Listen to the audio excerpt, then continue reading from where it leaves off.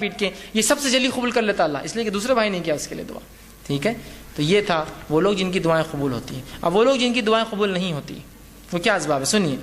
رزق کے حرام کھانے والا، اس کی دعا قبول نہیں ہوتی. رزق کے حرام، آج حرام رزق کھاتے ہیں کھلاتے ہیں، بلکہ رزق حرام پر پرورش پانے والی کی بھی دعا نہیں قبول ہوتی. مقائی کمانے والا نہیں، اس کو کھانے والا بھی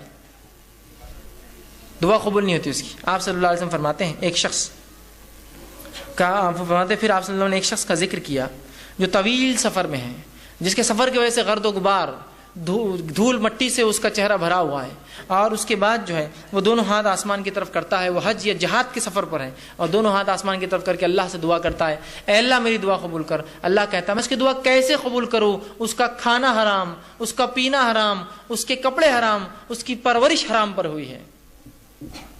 حرام کھانے والا ہے، حرام کمانے والے، حرام پر پرورش جس کی بھی اللہ دعا نہیں خود. اس لیے میں نے کہا تھا اولاد کی تربیت میں، اس کے حق میں اولاد کو حلال مال کھلائیے. آپ اس کو حرام مال کھلائیں گے، اس کی تربیت اور اس کی دعاؤں کو آپ برباد کر رہے ہیں. بڑی حلال مال کی بڑی اہمیت. کم کمائیے، مت کمائیے، لیکن حلال کمائیے. جو بھی ہوتا ہے نا، مت سے مراد یہ کہ اب آدمی کچھ نہیں والا بڑا پریشان حال ہے، بہت کم ہوتا ہے، لیکن حرام کے اس میں مت جائیے. رشوت خوری، سود کے اوپر تجارتیں، اسی طرح لوٹ مار، اس کی ٹوپی اس کے سر ڈال دی، ادھار پیسے لے کے کھا گئے، ایسا لوگوں نے زندگی گزار لے رہے ہیں. یاد رکھیے دعائیں نہیں قبول ہوتی آپ کی. اپنی مغفرت کی دعا کوئی بندہ نہ کر سکے، وہ رب جو حیا دار ہے اور سخی ہے، اگر وہی آپ کی دعائیں نہ قبول کرے، یا ایسا عمل جس سے آپ کی وہ رب ہی دعا قبول نہ کرے، اس سے بری بات کیا ہو سکتی؟ ہو سکتی کوئی بری بات اس سے؟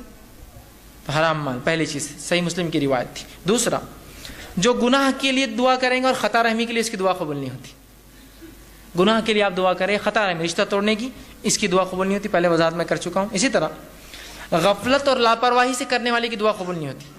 دل اس کا دعا میں نہیں، ادھر دیکھ رہا ہے، ادھر دیکھ رہا ہے، ادھر سوچ رہا ہے، ایسے شخص کی دعا قبول نہیں ہوتی. پہلے میں نے حدیث آپ کے سامنے رکھ دی. اسی طرح زانی کی دعا قبول نہیں ہوتی. یاد رکھیے، جو زنا کرتا ہے زانی کی دعا قبول. اور زبردستی حاکم اگر اپنے محکوم سے ٹیکس وصول کر زبردستی، تو ویسے حاکم کی دعا قبول نہیں کرتا اللہ تعالیٰ. آپ صلی اللہ علیہ وسلم نے فرمایا کہ سوائے زانیہ کے اللہ سبحانہ تعالیٰ ہر روز لوگوں کو معاف کرتا ہے، جو سوال کرتے رات میں انہیں عطا کرتا ہے، لیکن سوائے زانیہ کے جو اپنے زنا کے ذریعے دوسروں کو سیراب کرتی ہے، دوسرے لوگوں کو خوش کرتی ہے. زانیہ سے مراد زانیہ عورت بھی اور زانیہ مرد بھی، یاد رکھیے. ٹھیک، وہ سیراب کرتی ہے. اور زانیہ عورت کا لفظ اس لیے ہے حدیث میں، اس لیے کہ اس زمانے میں سے عورتیں زنا کرتی تھی، مطلب اس طرح کی کام کرتی تھی کہ لوگ آ کر اس سے فائدہ اٹھاتے ہیں. حالانکہ وہ ایک زنا کر اور یہ، لیکن آج کل مرد بھی ایسے تجارتیں کرتے ہیں، ایسے بزنس کے نام پہ چل رہے ہیں. بہرحال زنا کرتے ہیں، وہ ان کا کام ہوتا ہے. ٹھیک ہے، تو ایسے شخص کی اللہ دعا قبول نہیں کرتا. اور زنا کو آج امت مسلمہ نے عام سمجھ لیا ہے، معمول سمجھ لیا ہے، فیشن سمجھ لیا ہے، زندگی جینے کا طریقہ سمجھ لیا ہے، اور اس کے لیے پوری زندگی اس کا وقت اور توانائی لٹاتا ہے. نہیں، فیشن سمجھ لوگوں نے. اس شہر سے اس شہر گھومنے جاتے تو زنا کے لیے جاتے ہیں. بولنے کی ضرورت نہیں مجھے. اور مانگتے ہو پھر اللہ سے مصیبت میں. کہاں سے اللہ مدد کریں گا تمہاری؟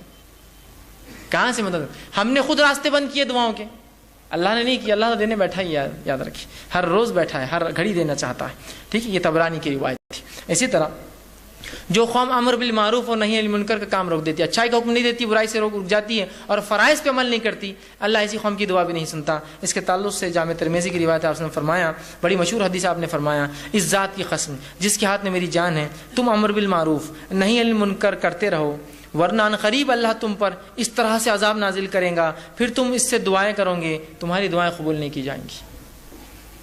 جو فرائض کو چھوڑنے والے ہیں، اچھائی کا حکم دیتے، برائی سے نہیں روکتے، ان کی دعائیں بھی قبول نہیں ہوتی. تو یہ وہ چند اشخاص